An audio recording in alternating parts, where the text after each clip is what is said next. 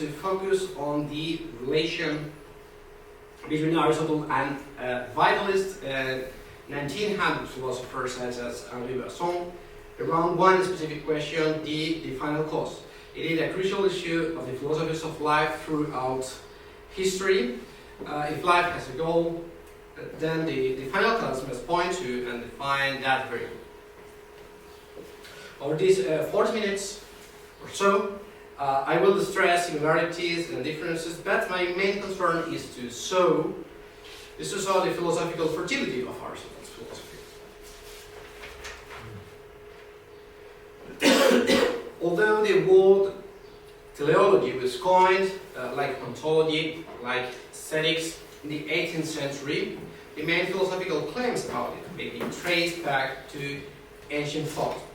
The Greek term telos defines the fulfillment of a natural capacity.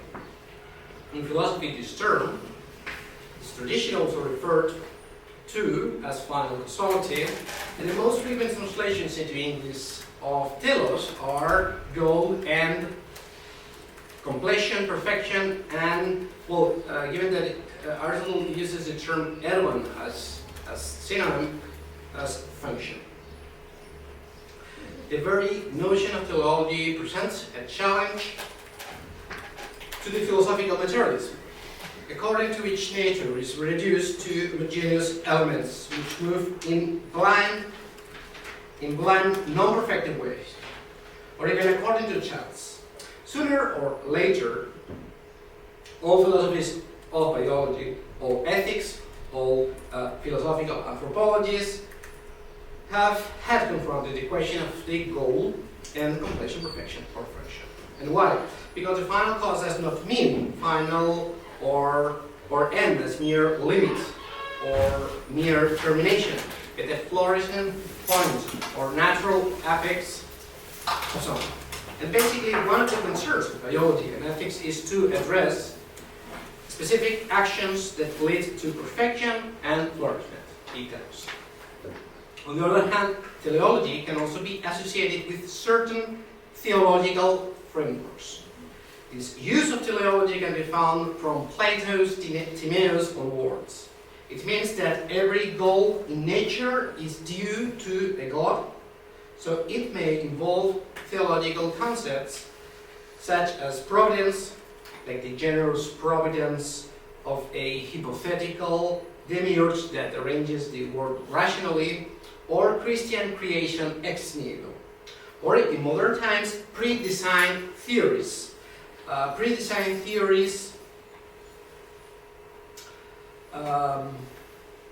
As we can have in the case of the 19th century influential theologian William Paley, for instance.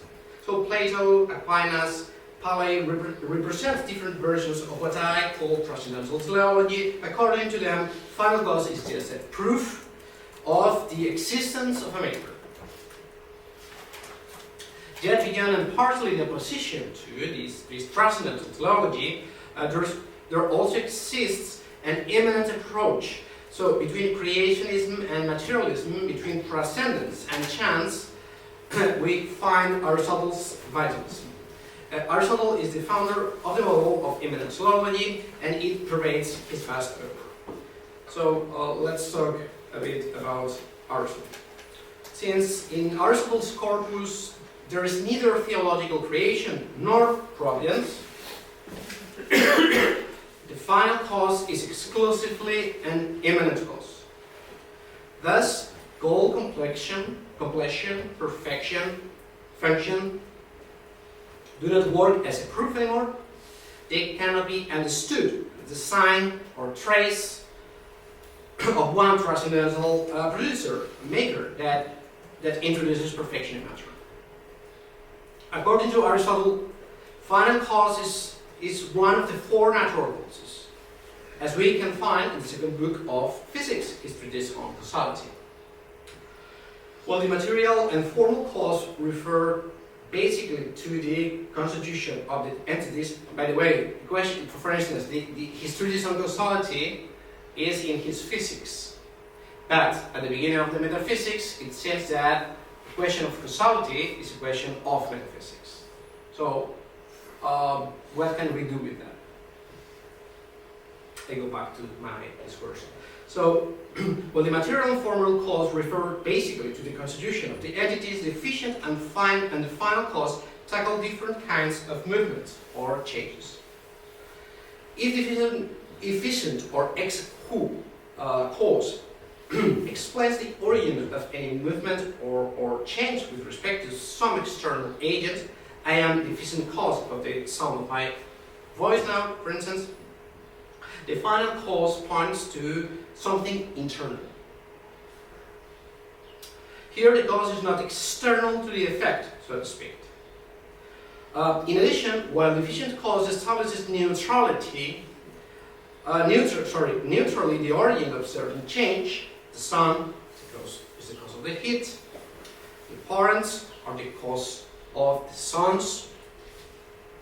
The final cause adds a qualitative aspect in the framework. While the origin of the efficient cause only localizes the agent, the goal of the final cause has to be something good to some respect.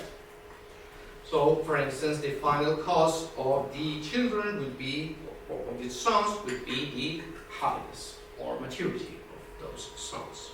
And so, in Aristotle, the final cause points at specific changes of substances that are, one, innate, and two, perfective. Aristotle claims that the telos is nature itself. In physics 2, it says nature is an end, and for the sake of which, hede physis telos kaito eugeneca. For whenever there is a definite end to a continuous change, that last thing is also what is for. Tuto eschaton kaito eugeneca. And later, for the end should not be just any last thing, but the best. Vueltai gar u Paneinai to eschaton telos ala to belgiston. I think that you previously you said that that cannot be the telos or something like that. Well, this is basically what I'm trying to say here. Yeah, so that would be the eschaton, will be the final limit, that's not the end in this sense. Aristotle extends the idea of goal from the realm of the intellect to that of nature. Aristotle sees final causes everywhere, equal in the city, in the woods, in the heavens.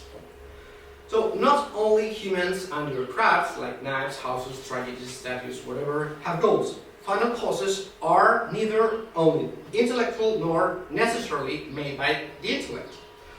In fact, in this framework, we could extend goals to non-living beings, non-living elements like air, fire, but this is a bit problematic. I will avoid that.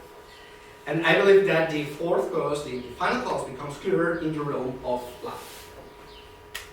All the processes of life are interpreted by Aristotle with the lens of this very doctrine. In Metaphysics 12, Lambda, he says, because the beginnings both of plants and of animals are causes, that beauty and completeness are in the effects of this, they skip, for the seed comes from other individuals which are prior and complete. And the first thing, the proton is not seed, but the complete being, the teleion. We must say that before the seed, there is a man. So this passage of Metaphysics Lambda, maybe it's not very clear, but shows well that first of all, the hand comes before the egg. This is clear, but what I would like to stress is that also shows the process of perfection. So from the seed to the teleion, and fits with every form of life. So he mentions plant, animal, and human. So to be sure, there are innumerable passages in the corpus from embryology to ethics in which Aristotle speaks in this way. Among all plants, animals, and humans, there is an inner qualitative tendency towards development, and then towards nutrition and reproduction, and also what we could call well-being, eutzen. Well-being can only be found in superior species of animals. Besides, in the case of humans and also heavenly bodies, well-being may mean happiness or eudaimonia. Those are the goals of life in Aristotle. Every substance, and more especially every living substance, has a function inscribed in its being thanks to its form. The fulfillment it may lead to may lead to its telos. It is important to note that in Aristotle there is a plural way to understand the better or beltion beyond than intellectual happiness. It is always relative to the entity at stake. And I quote now from Physics 2:7. Because better, beltion, this is better not simply, but in relation to its substance or entity concerned. Pros ten hekastu usina. This is very important because this means that every living substance that has its specific way of reproduction, nutrition, and well-being. An Aristotelian scholar called Monte Random Johnson has a book on this subject. He says that the doctrine of the final cause in Aristotle implies some kind of biophilia, because it means to recognize the value of non-human goals, non-human ways of living.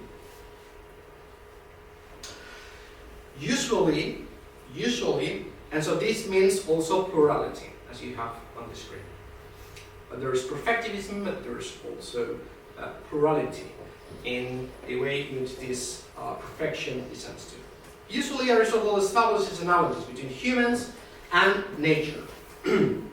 Methodically speaking, analogy is the basis of teleological arguments.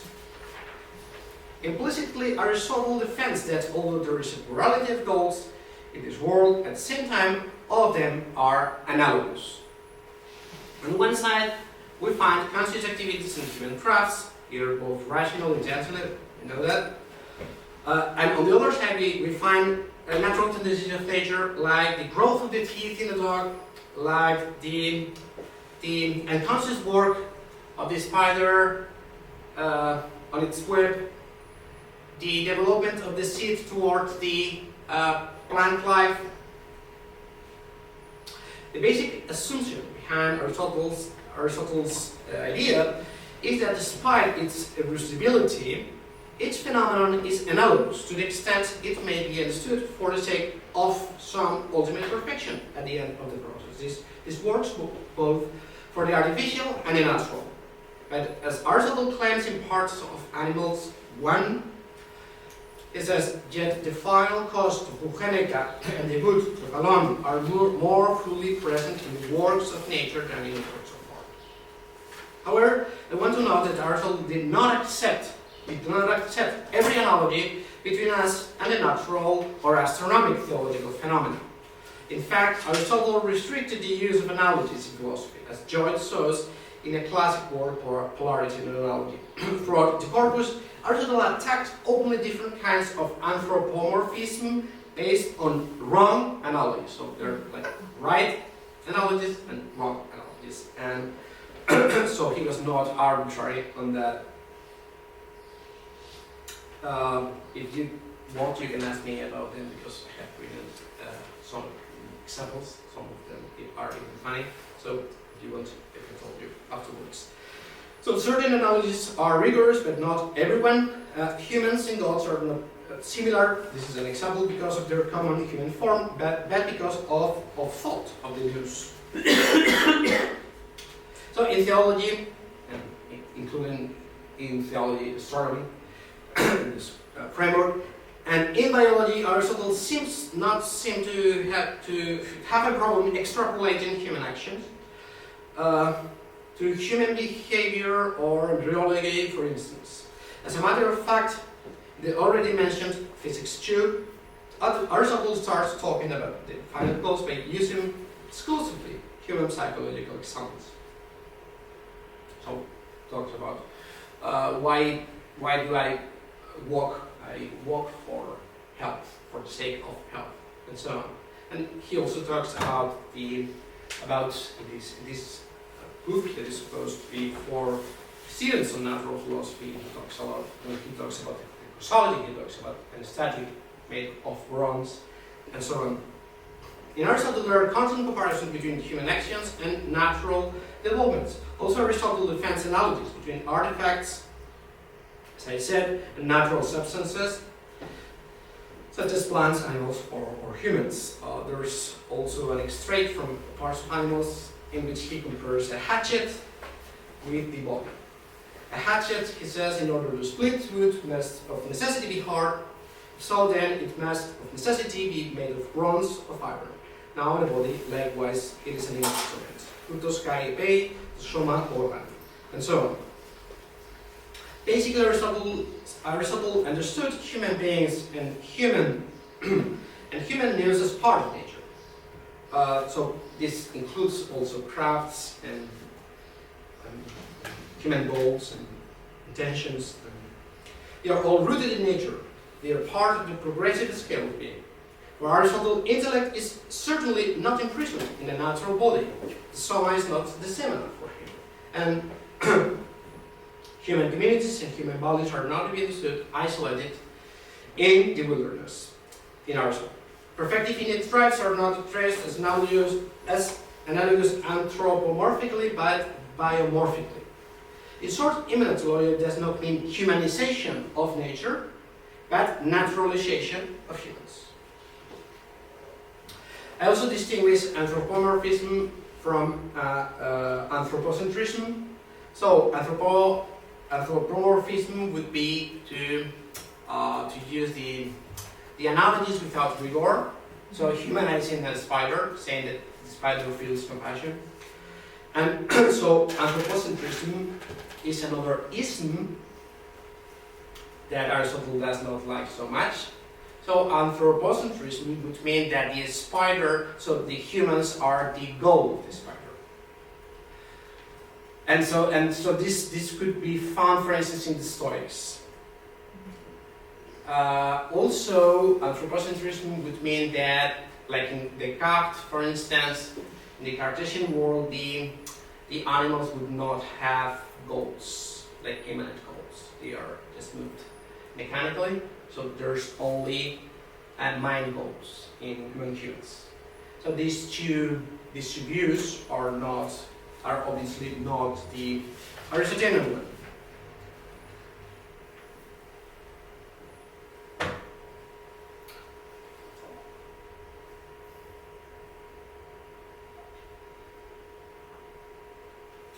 So Aristotle is also against the literalism because immanentology recognized in nature the diversity of forms. But it is time to add that in Aristotle, pluralism does not mean that every animal counts the same as an animalist nowadays could say, because for Aristotle, human beings are part of the scale of being.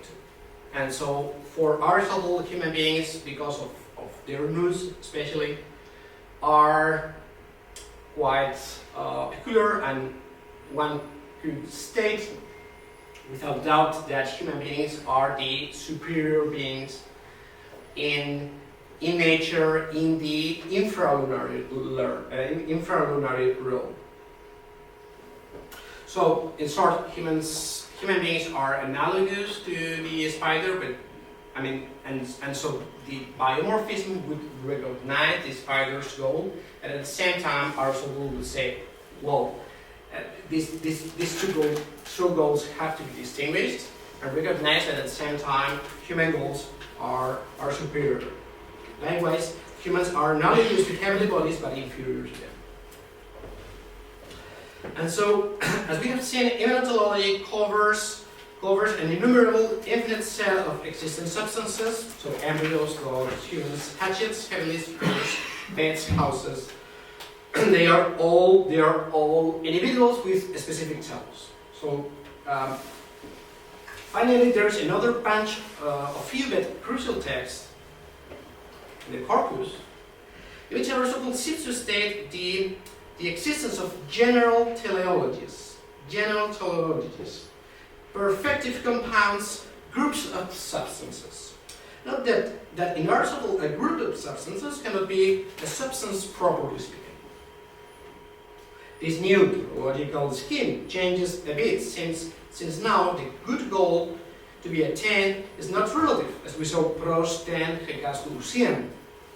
But, on the contrary, in those 7 or so passages of the Aristotelian corpus, it seems that precisely the individual substance, the ousia, contributes to some general good of the group of substances. Now, goal does not mean reproduction, nutrition, well-being, happiness. That's something else. Certain readings of history of philosophy or history of the tragedies or the formation of the city seem to induce to think that Aristotle affirms some kind of progress over time, and so progress would be one of those general teleologies. But I do not support that. I think it's very problematic to think that there's something such as progress in Aristotle. So it's a way to speak Aristotle's position on that when he talks about the generation of the polis or about the progress of philosophy. So it is extremely problematic. If you want, we can discuss that later. Besides, other passages, notable but however few, address nature as a teleological whole. So nature. So this is different. They are much more convincing. Among these, there are 2 passages that talk about ecological interspecies order. One of them, by the way, is in Politics 1:8, namely the trophic orders. Then 4 more passages cover both infralunary and supralunary realms. So animals reproduce themselves in order to contribute to the general stability in nature. And the same happens with the elementary cycles. Again, here we could say that there is an individual flourishing perspective on one hand, but also a general one in which the individual contributes to a general good. Have I covered my first 20 minutes or not yet? Yes, you have covered your first 20 minutes. Actually, okay. 23. Interpreters such as Kant, Owens, Cooper, Setley, and more recently Margaret Searle hold different visions of global Aristotelian teleology. These readings are always compatible with the undeniable individual teleology.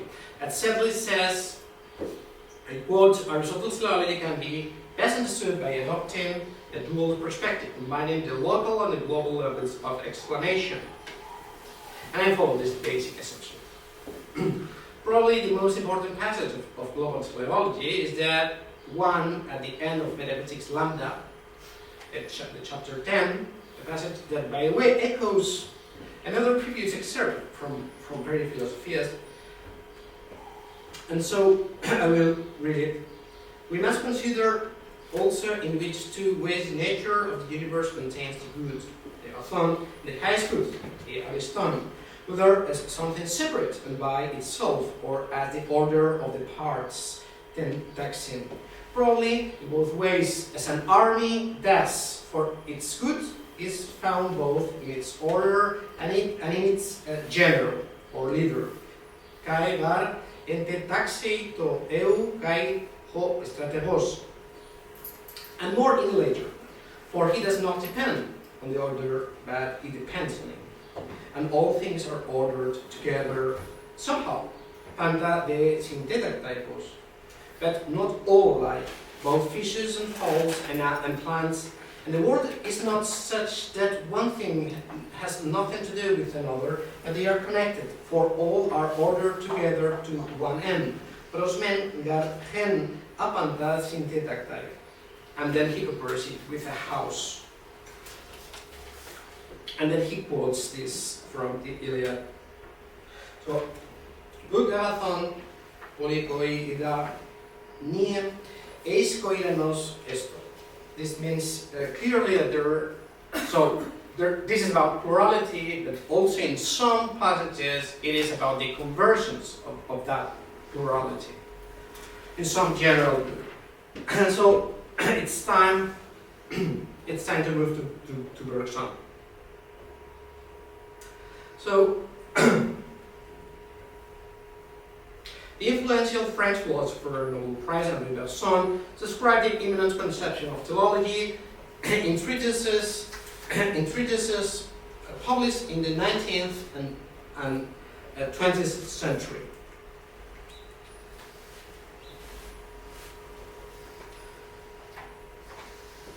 Bergson was a teleologist, although in a singular and original way. Interpreted his work as deeply rooted in the Aristotelian tradition, which he knew and taught. In fact, I consider him a follower and disciple of Félix Rabesson, the most important neo-Aristotelian, French neo-Aristotelian.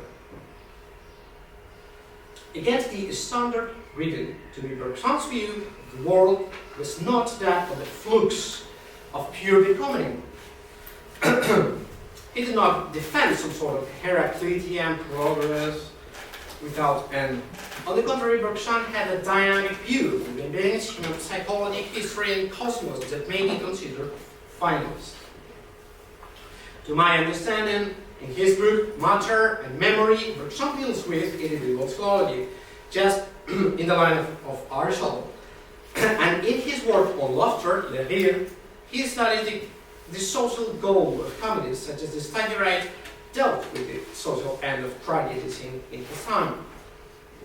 In his later books, Creative Evolution, 1907, and The Two Sources of Moral and Religion, 1932, Bergson displays what they call the global teleology, which involves to tackle nature conceived, again, as a whole that in this case is in evolution.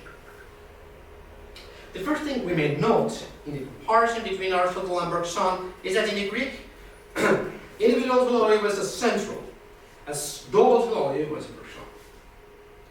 To this extent, maybe Bergson was more ambitious.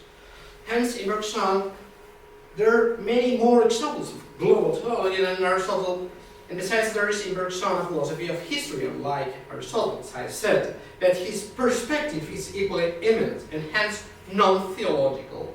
Behind every Bergsonian approach to nature, from a single embryo to the cosmos, there's always a search for a natural perfection.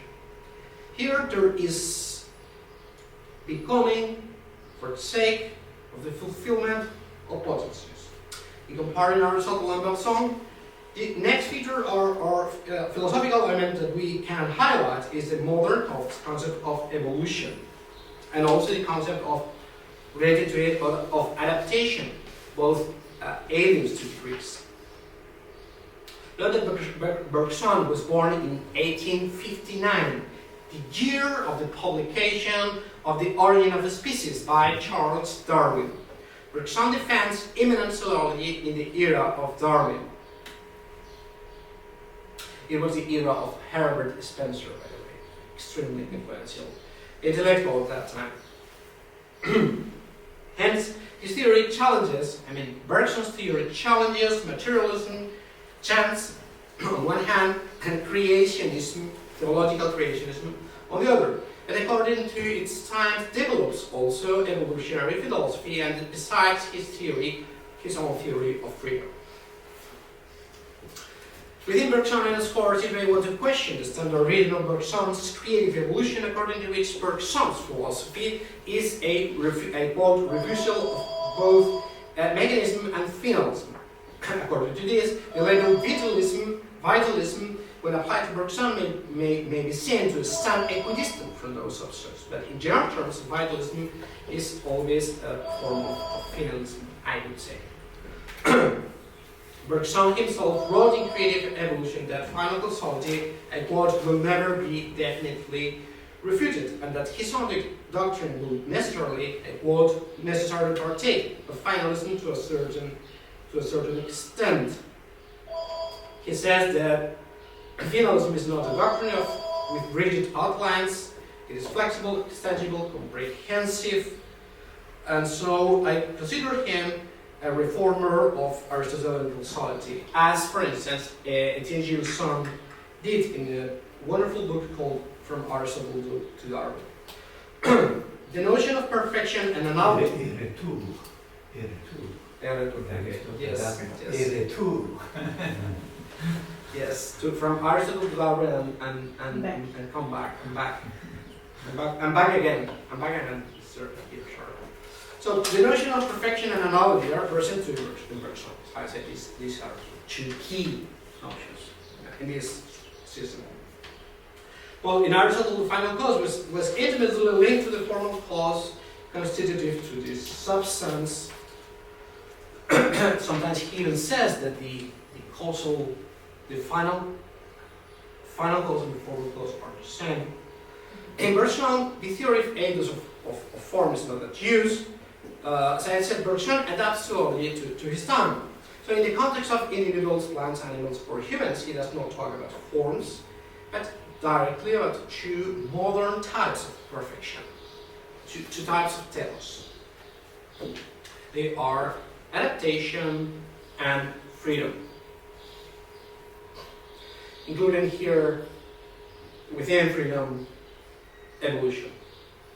So adaptation means that what I call conservative teleology and